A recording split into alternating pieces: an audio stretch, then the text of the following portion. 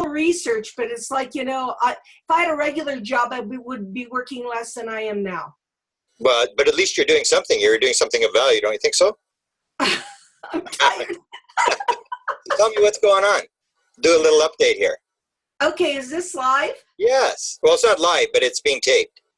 It's being taped. Okay, I'm going to drink of water. Yes. Brad. Boulder water. Beautiful. Everything's in action in Boulder, and you have lots of stuff. I was sort of following a little bit of what you're up to, and you've got to be one of the most traveled researchers in the world. You're forever moving around, and so I think that's important to you, right?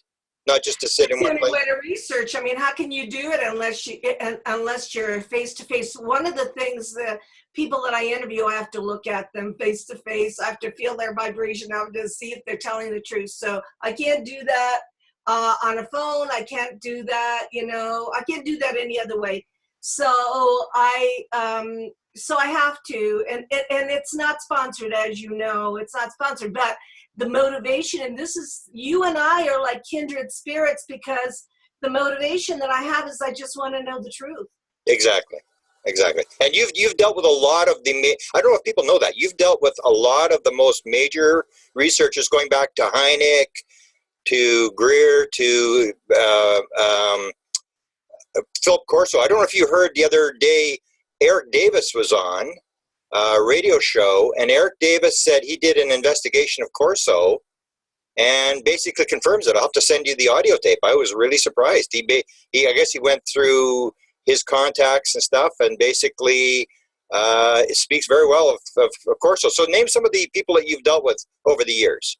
Oh God, my brain is okay. So what I'm doing on my website for people that want to go there, www.Paola, P-A-O-L-A, Italian, P-A-O-L-A, Harris, is right now trying to do like the interview of the week and what's of the month, and what's on there is Kim Arnold, Kenneth Arnold's daughter, and I think I'm the only one that got her to interview, and so that, because her family, Kenneth Arnold, 1947, had they had a hell of a time after he came out and said he saw UFOs over Mount Rainier.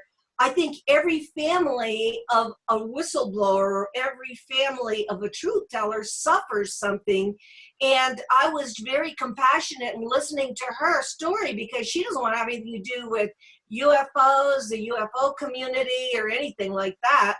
But she was willing to talk to me, and this was in 2015 for a very short period of time, very short. And so that is on my website. So you've got me interviewing Kim Arnold, and then you have, before that, Dan Burisch. Okay. Where is he now? Is he still around? I tried to look for him, and I was just in California, and a friend of his told me that he doesn't want to be contacted because he's working in real science programs. Okay. He's a microbiologist who is looking for a certain particle, and that is his passion. The science is his passion. And he also, like Colonel Corso, has been burned by the UFO community, okay? Yeah. So these guys have not been treated fairly by our own people. Yeah. You know, I remember Corso telling me, we don't have to worry about going in there and spreading disinformation or doing anything, because you people do it among yourselves, and we sit back and watch you all fight. We watch you all, do this, and it's being done for us. So Burisch is a story, Grant, that is very important, because I had to reread a book, and I read, yes, called Project Aquarius, written by Bill Hamilton. Okay. Now, Bill Hamilton was an incredible researcher, and we took him to Italy with Colonel Corso, so I got to know Bill and Pamela Hamilton. And I don't know where he is. He's gone too, yeah. I can't find him either. And he's the one that brought me to the Nevada desert to meet Burisch the first time. Okay. And I was not convinced, because in those days, if you told me about time travel or Stargate technology, I couldn't do it. I mentally couldn't. I don't print anything that I can't understand. You know, that, and it was so I went back a second time, and he was in detail, and I went about his working in Black projects. And the reason why I read Project Aquarius is because Emery Smith is telling the same story. Okay. So I have to go back as a researcher and read everything that I did about time travel so that I can understand what was told to me in the past and see if it fits with Emery Smith's story. So Emery Smith's local to you, right? He's in Boulder, right? Well, because of Gaia. Yeah, because of Gaia TV, he and Olivia live here in Boulder. And I knew Emery because he was the bodyguard for Dr. Stephen Greer. I didn't know Emery had worked in these projects. He never said anything, but the reason why he was with Stephen Greer is that I found out Emery is an idealist. Basically, he wants to change the world. He wants free. He would like everybody to have free energy.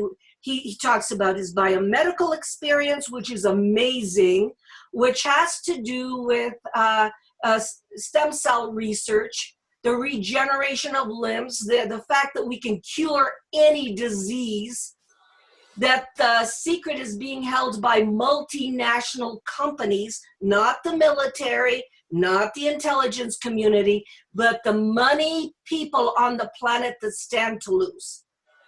And they're the ones that even rented he said, the installations under Kirkland. I didn't know the private companies could have whole rental of installations. And he said they were there. And he was working as a technician because if you know Emery, he's very technical.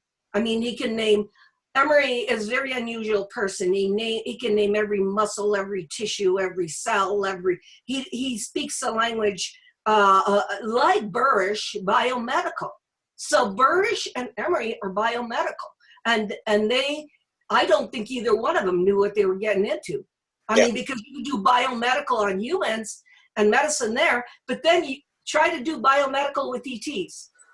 Yeah. And who would be interested? And now you're bringing him to your conference, right? Yeah, he agreed to come to my conference because I think the way he expresses himself, there's a consciousness aspect to it. Okay. And you know that you and me and Colin Andrews and other people have graduated to consciousness, you know? Yeah. We're gaining a little bit of ground, I think. Yeah, and so consciousness is the graduate school of ufology. And so what's he going to talk on there? Do you know what his talk? Because you had him in Boulder as well, right? Yeah, you're going to know because you're questioning. But he's doing an interview or just an interview and a lecture? Let's put it this way. Emery is not a professional lecturer. Okay. Emery, when Emery starts to talking, you're going to be impressed with this because you're doing, I think, the first interview with him about his work in Black projects, in unacknowledged projects. He basically, when you look at him, he's remembering everything he did. So it's going to be like we did with Clifford Stone last year, and you did that, right? Yeah. A living room situation where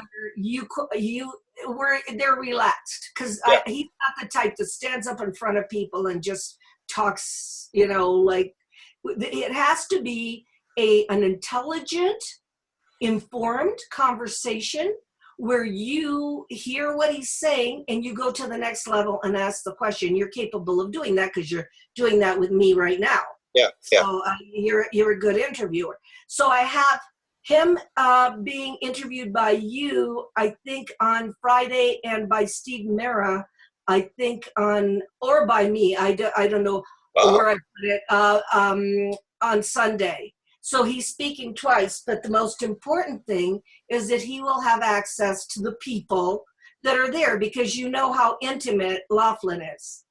I mean, you can't get lost.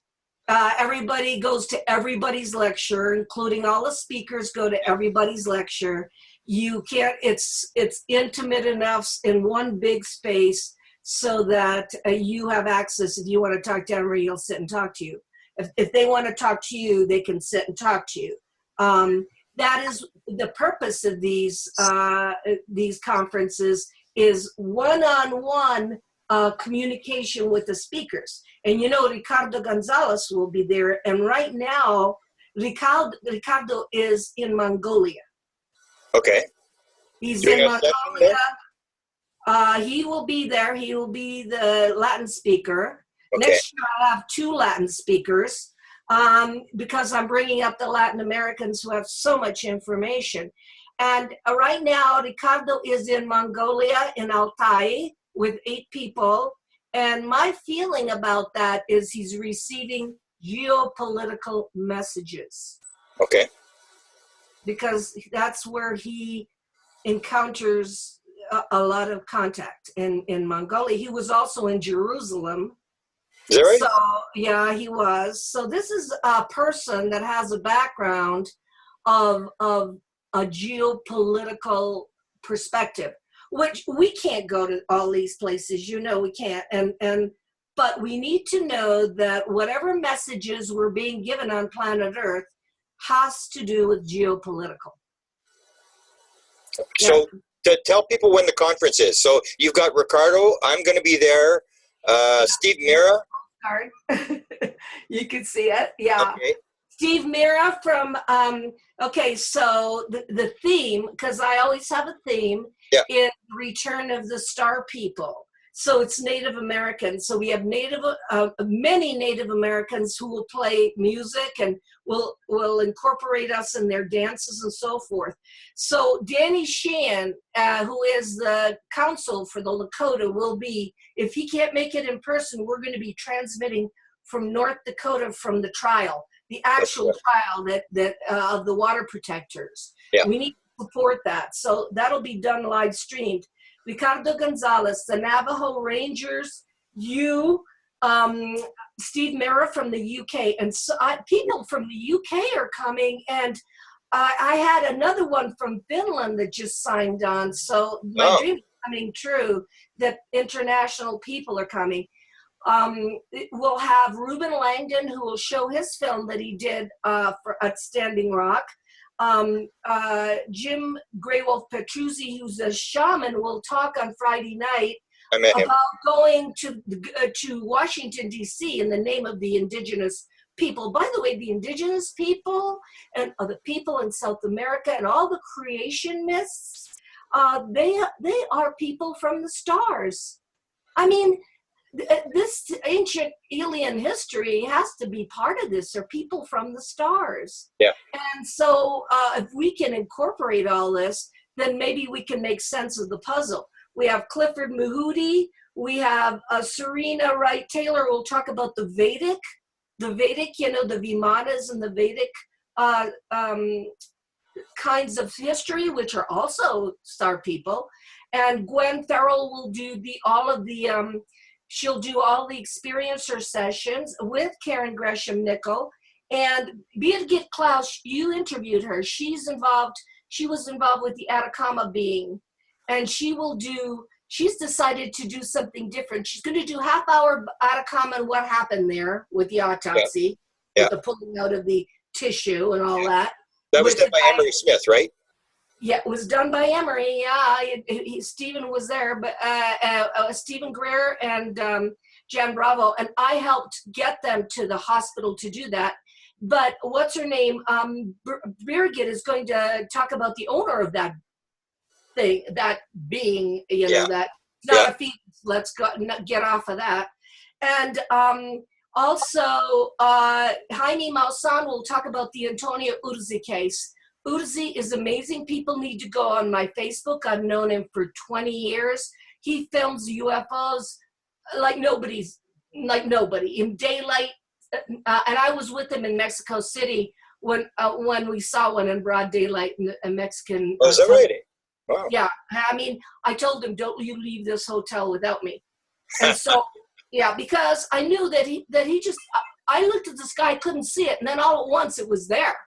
It was like, I took out my camera right away because I was looking at the sky and didn't see anything. Then all at once it's there, and all of the Mexican TV came out with big cameras, and he's just, I don't ask me what the dynamic is there, but he's from Milano, from Italy. And then we have a special guest, the daughter of Tyrone Power, the movie star, Taryn Power Greendeer. Wow. And I'm going to talk to her living room style too, because she's never spoken in public before, but she's not only a believer in the paranormal, she married a Native American and has a whole other philosophy of life, a consciousness that you wouldn't believe. And she's the daughter of Tyrone Power, the movie star. So I've known her for a long time. You're going to love her because she's so real. She just came back from doing a movie in Italy, so she's still a movie star. But she lives in Wisconsin on a farm. Okay. And people will love her. These are all new people because they're not the regulars that you usually see at conferences, but they're people. And then, of course, Ricardo Gonzalez, that is a contactee from Argentina, who is now in Mongolia. But what people will get, Grant, and what you'll be interested in is it's all new and it's the latest of what's happening. Yeah. And it's very key people like Ricardo. I know Ricardo very well. I know Steve. I mean, a lot of these people they're sort of on the leading edge of some pretty big stuff that I watch them all the time. I think Ricardo's coming to your state at the end of the month or whatever. Yeah, I convinced him to do a CE5 and a lecture in Crestone. He has stayed away from the American audience because, he needs an interpreter. He speaks, but he speaks good English. Yeah, he speaks good English, yeah. He sort of makes it, he doesn't, yeah. Yeah, but he wants, he has the use of an interpreter for vocabulary that he can't go to because he is a studious person. He is, if you talk to Ricardo, he's been to CERN, he knows Max Planck, he knows physics, he's done his homework, and there are very few contactees that have done the deep research and the travel he's done. But he wants to express that, and it's really hard in another language. So yes, he will be in Crestone, but it's closed because what happened was that we opened that up to 50 people in March, and then what happened was somehow they came from all over the world, it filled up, and if it's successful, he'll do it next year. Wow. And he can do it next year to 100 people, but he wants to see how he does with 50 in English. And then I have the benefit, Grant, and I hope you come with me sometime. I have 5 acres of land in Crestone. I was going to ask you about that. Yeah. Yeah, I bought it. I bought 5 acres, and it's like, I can't even explain it. I've been all over the world. I've been in Greece. I've been in, Northern Europe. I've been all over, and there's no place like Crestone. I can't even explain it to you, but you know the history, right? Yeah. You know that Lawrence Rockefeller paid for an experiment with all the religions to live together, and it was done through Burisch and Hannah Strachan in Canada and Ambassador James George from India. And what they did was through them, they funneled this money of this ranch where there are 2 ashrams, Zen Buddhists, Shumei, Carmelite nuns, and they're quietly all living in the same space, and hardly anybody is there, and it's really interesting. It's still going, or is it still active? Yes. Is that right? Well, you have to take me in. Have you been in it, or can you, if I go there, will you take me and introduce me to some people or whatever and show me? Yes, I'll take you to the Shumei group, which is the Japanese Reiki, and they come from Japan. I'll take you to the Babaji temple, and it's the only place the Zen people have an outdoor funeral pyre, and it's gorgeous. It's beautiful, and it's, I can't even explain it. We shot the movie Sirius there, Dr. Greer and the group, and it's so quiet and so black, and there's no light pollution. That for me was and no trees, is the only place you get mixed up what is earth and what is sky. Because you look up and you see every star, the Milky Way, it's all black, and you can tell what's a UFO and what's a plane. you can definitely tell. And you had an event. Tell me about the event. You were with Ricardo and I think a group when Ricardo came. It was a couple of years ago at Crestone. You had an event there where he predicted when it would happen. Can you go through that one? Well, Ricardo's one of the only contactees where they give him the exact time. So he came to Crestone in 2015 I wanted him to buy the land. Actually, I said, you got to do something here. It's 5 acres. It's very cheap. But he didn't. So I ended up buying it. But I brought him on the land on Friday with all of his group, you know, Mercedes and Fernando and Raimundo and all those guys. And I said, can we do like a sky watching? He said, no. He said, it's going to be at 9:30 tomorrow, so we're going to go eat. And I'm all disappointed because I love the land. I want to do something. And he says, no, let's go to dinner. He said, they told me it's at 9:30 tomorrow. So the next day, and it's very close to Taos. We all went to Taos, New Mexico. We had a good time. We came back. And I said, what are we supposed to do? And he said, well, there's an Indian stupa here. He said, they told us to go to the stupa and meditate. You know, you've been there. You do Om for 45 minutes and you do all these mantras. And he says to do that. And he said, let's go there at 9. So we all went there at 9 and we did all the mantras. This is his group, his close-knit circle. And I was there. Tom was there too, right? Tom Hamlin was there also. And we did that. And that's the first time I ever saw Ricardo automatic right, because I didn't know how he did it. I said, how do these guys get these? How do they get them? I mean, I want to know. Yeah. That's the first time I saw him in the corner with the notebook. Yeah, I saw that too at Shasta. That is amazing when you watch him when he does that. It's amazing. Yeah, you don't know when he's going to do it. Yeah. He could be like doing for a half an hour and nothing happens. And then, did you see the arm? It goes by itself. Yes. Oh, yeah. It was amazing. In the dark, when he was doing it, he was doing the dark. And Saul had the camera, had the phone with a little bit of light, but basically he was doing it in the dark. He was doing it in the dark. I know. I thought there was no soul next to him this time. He was doing it in the dark totally. And then if people want to go on YouTube, go to Ricardo Gonzalez Crestone and Paola Harris Crestone, because what happened was Fernando jumps up because the camera is already pointed to the sky, and all in Spanish, they're all going, Ale, they're here. And you can see a craft over the stupa still. It's not moving. First you see 2 come in because they had night screening so that you could see the 2 come in, and that one over the thing just flashing. And every time the flash comes, everybody hollers in Spanish. And of course, I'm confused.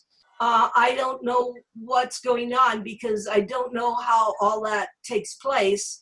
And you can see it.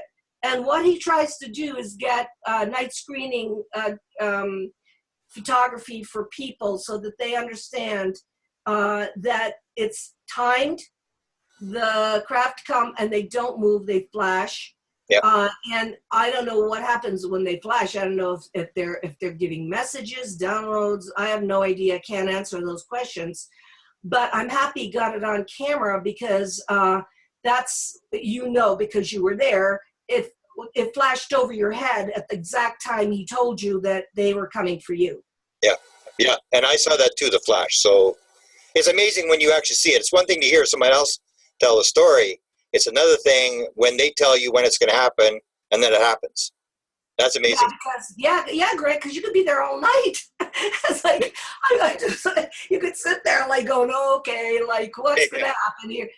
Even when I was doing the movie series with Steven, the first couple of nights was like, he's very precise. He had the satellite charts, he had the airplane thing, so we knew. But the third and fourth night, but you'd have to be there. I'm convinced that if people want to do serious C5, you have to be out 5 nights. Yeah. You have to be out more than 1 night.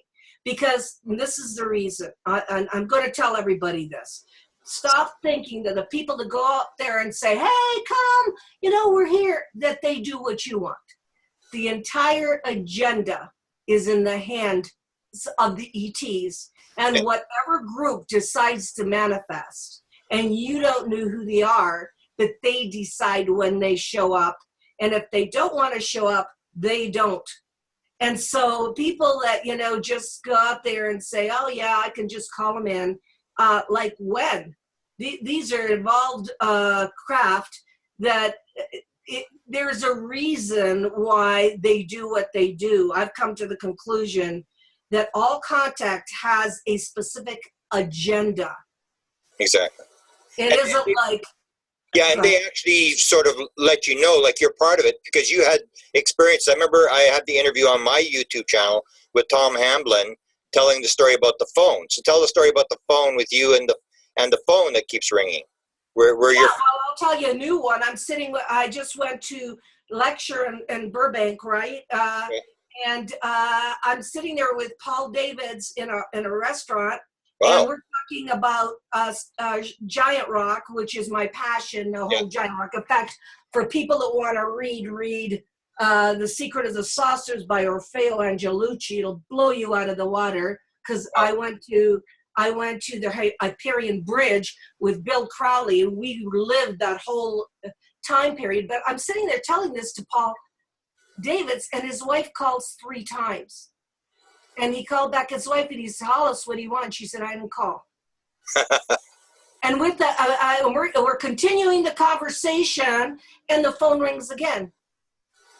And he calls her back, and he says, but the phone rang. And she said, I didn't call. 3 times that phone rang with her name on it, and she never called. So I looked at him and I thought, this is like when I went to Giant Rock and my phone called David Garcia 17 times. And he comes running over to the hotel. He said, what do you want? The phone rang 17 times. And I said, I never called you. And with Tom Hamlin, I couldn't get, because Ricardo had come to Crestone, we had that experience. He invited me to go back, and I said no. You weren't going to go to Shasta, you're talking. You weren't going to go to Shasta, I don't want to go back. I mean, okay. I don't want to go back. Yeah. And so then the phone on the table dialed itself. So, the paranormal is very much, this, is very much mixed in with the real nuts and bolts ufology.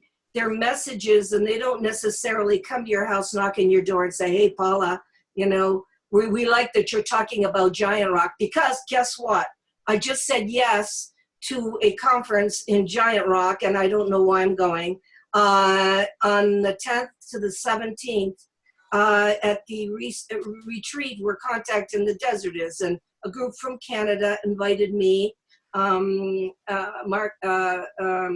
Rob Freeman and his group that are doing CE5s. I don't know why I'm going back to Giant Rock.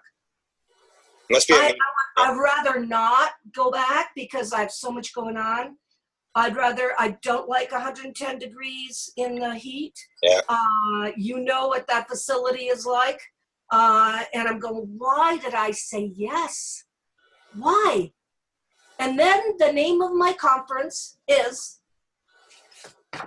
The Return of the Star People. Wow. So you can talk to me after that conference. I have no idea what's going on. Something will happen. It's actually kind of interesting to know people like Ricardo, and Paul Davids is another one. I've had some bizarre experiences around Paul Davids, and he's had a lot of things where you're around these people and they're like paranormal magnets. There's always very bizarre things, as if they're sort of in touch with something. And so I've been very sort of honored to have been around these people and have these experiences. Yeah, but you're open to it, Grant. I mean, you're resonating at a certain frequency where it's worth it. Because it's not entertainment. It's because of your desire to know the truth. Yeah.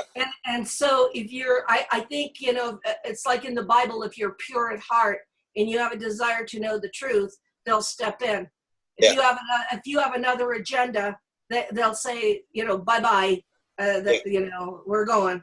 And, the whole, I'm passionate about the group at Giant Rock, and that included George Adamski, Howard Menger, George Van Tassel, and I didn't know too much about Orfeo Angelucci, and he worked for Lockheed Martin in 1953 with Bill Crowley. I went back to where Lockheed Martin was, where the Hyperion Bridge was, where he lived, how he went down into that, there's like an embankment there, and how he met this human-type alien who gave him the most incredible messages about humanity, and a lot of them were geopolitical, having to do with Russia, our relationship with the world, how we're playing a chess game, how they will not let us destroy ourselves because we're so ignorant.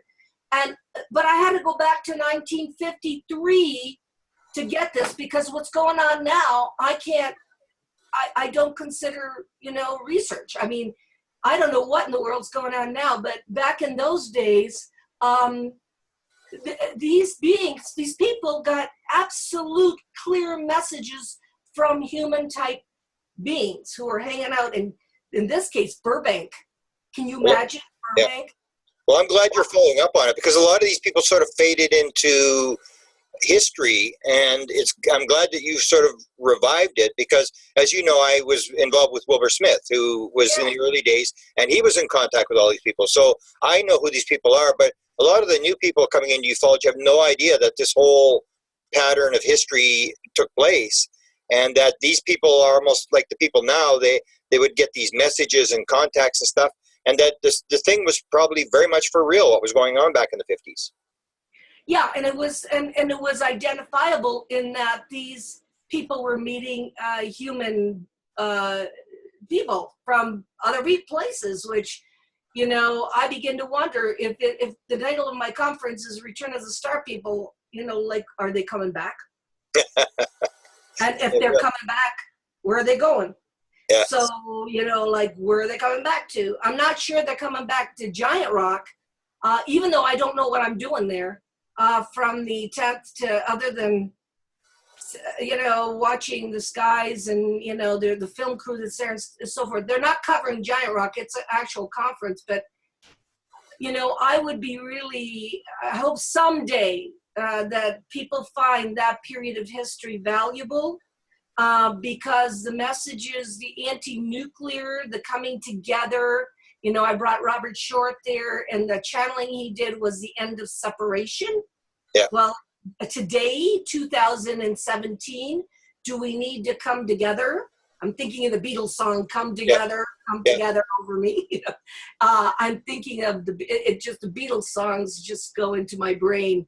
So I love your book about music. Yeah, we're doing another, Desta and I. There's so much material that we've got almost a second book finished. I mean, it's like a really bizarre, and it's the same sort of thing. I think it's like you're able to somehow shut down the ego and tap in. And I think it's just what Ricardo and these people can do is they're able to dissociate and tap into, talk to the beings. And I think musicians are the same sort of people. And maybe Paul Davids is like that. Maybe you're like that. Stephen Greer's like that, where people are able to make that association based upon the way they think. So the music thing it's more of it's not as a negative thing as the stuff you get now in ufology, everybody's fighting and stuff. It's almost like the messages from the 1950s, where I think it's very important stuff, and that's why I'm so glad you're reviving this. Have you got this stuff on your YouTube channel? Are you putting all this like Short's interview and all this kind of stuff on your YouTube channel? Yeah, Robert Short, and by the way, Robert Short talks about a Wise, I forgot his first name, who did The Day the Earth Stood Still, Robert Wise. Okay. He talks about that, and people should go on my YouTube channel because I started to cry when he talked about it.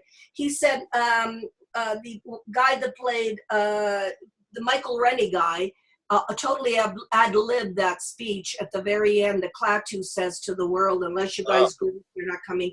Because, and he talks about Robert Wise saying, we didn't script that.